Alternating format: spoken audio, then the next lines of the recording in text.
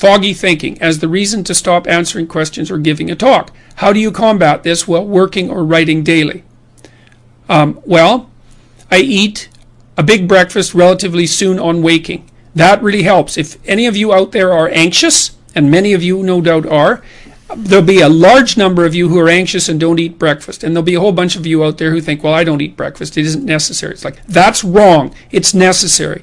You fasted all night. If you load yourself cognitively or physiologically in the morning, your brain, stressed, will encourage your body to produce insulin. It will take all the blood sugar out of your blood, and then you're done for the day.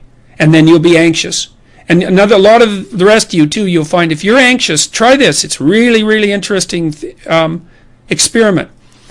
The next time you're anxious, go eat something. Eat some protein and fat would be best. You could have cheese and crackers. I'm not a big fan of carbohydrates, but whatever. Eat whatever you're willing to eat, but make it solid. Don't eat a peanut butter, or don't eat a chocolate bar or something sweet. Eat something substantial, a piece of meat, a piece of cheese, some peanut butter, something like that.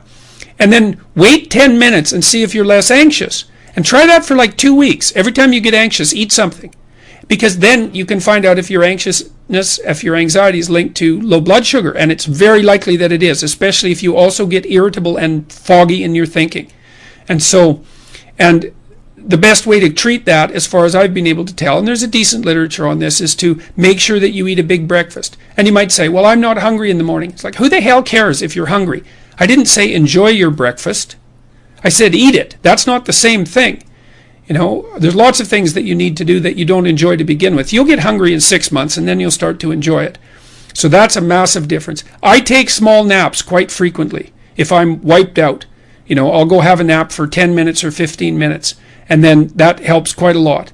I try to wake up on